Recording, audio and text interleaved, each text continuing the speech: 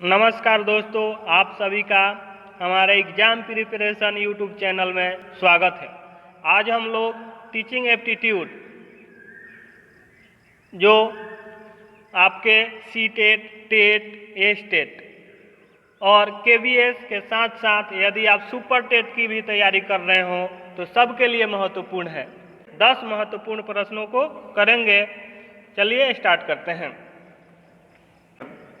पहला प्रश्न है, वह अवस्था जब बच्चा तार्किक रूप से वस्तुओं व घटनाओं के विषय में चिंतन प्रारंभ करता है, कौन सा है?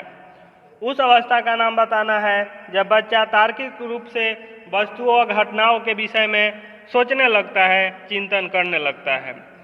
तो उस अवस्था का क्या नाम है? ऑप्शन ए है औपचारिक संक्रियात्मक अवस्था, ऑप्शन बी है पूर्व संक्रियात्मक अवस्था, ऑप्शन सी संवेदी प्रेरक अवस्था, ऑप्शन डी मूर्त संक्रियात्मक अवस्था। देखिए दोस्तों, इसका सही जवाब होगा ऑप्शन डी, मूर्त संक्रियात्मक अवस्था। यही अवस्था है जिसमें बच्चा तार्किक रूप से वस्तुओं और घटनाओं के विषय में चिंतन प्रारंभ करता है, मूर्त संक्रियात्मक अवस्था। नेक्स्ट प्रश्न संख्या 2, मन का मानचित्रण संबंधित है।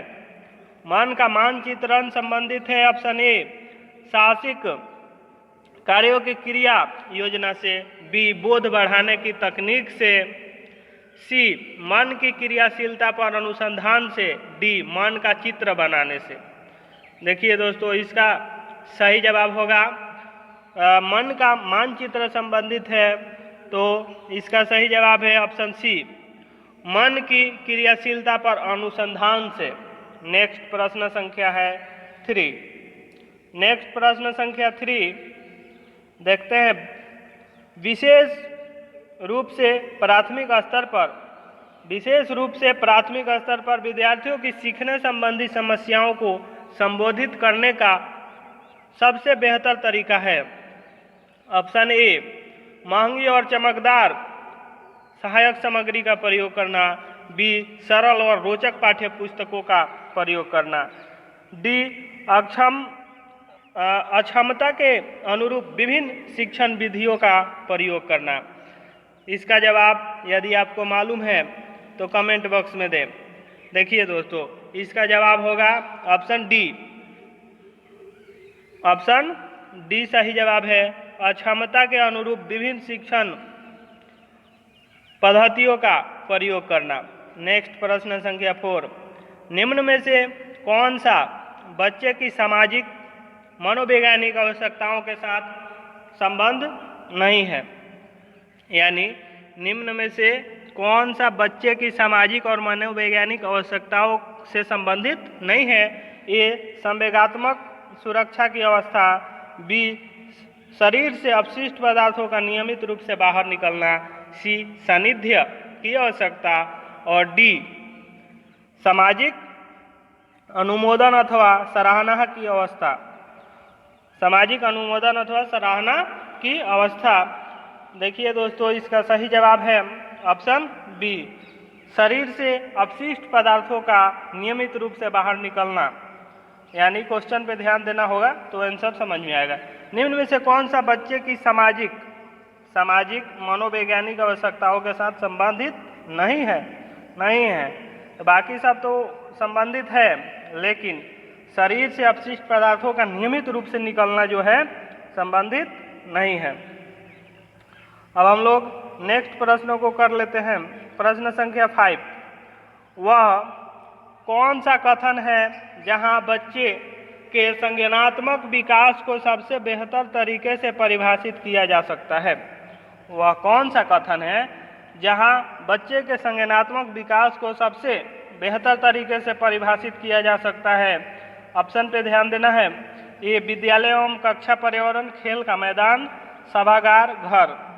तो दोस्तों, इसका सही जवाब होगा ऑप्शन ए, विद्यालय एवं कक्षा पर्यावरण। ऐसा कथन है, स्थान है जहां बच्चे के संज्ञानात्मक विकास को सबसे बेहतर तरीके से परिभाषित किया जा सकता है। अब नेक्स्ट प्रश्न है 6, बच्चे दुनिया के बारे में अपनी समझ का सृजन करते हैं, इसका श्रेय किसको जाता है? ऑप्शन ए पेओलाव, बी पियाजे, सी स्किनर, डी इनमें से कोई नहीं। देखिए दोस्तों, इसका सही जवाब होगा ऑप्शन बी पियाजे। बच्चे दुनिया के बारे में अपनी समझ का सृजन स्वयं करते हैं। इसका ये कथन कहने वाले या इसका श्रेय जो है पियाजे को जाता है। ऑप्शन बी सही है। नेक्स्ट प्रश्न संख्या 7। नेक्स्ट प्रश्न संख्या 7 पे ध्यान देते हैं हम लोग। शिक्षा के क्षेत्र में पाठचर्या शब्दावली किस ओर संकेत करती है? ऑप्शन ए विद्यालय का संपूर्ण कार्यक्रम जिसमें विद्यार्थी प्रतिदिन अनुभव प्राप्त करते हैं, बी मूल्यांकन प्रक्रिया, सी शिक्षण पद्धति पढ़ाई जाने वाली विषय वस्तु, कक्षा में प्रयुक्त की जाने वाली पाठ्य सामग्री। देखिए दोस्तों, इसका सही जवाब होगा शिक्षा के क्षेत्र में पाठचर्या शब्दावली किस ओर संकेत करती है? तो ऑप्शन ए है विद्यालय का संपूर्ण कार्यक्रम जिसमें विद्यार्थी प्रतिदिन अनुभव प्राप्त करते हैं। प्रश्न संख्या 8। निम्न में से किसने कहा है कि शिशु अपने एवं अपने संसार के बारे में अधिकांश बातें खेल के माध्यम से सीखता है? Crow and Crow, John Dewey, Gesell, Strang. इसका सही जवाब होगा दोस्तों ऑप्शन डी।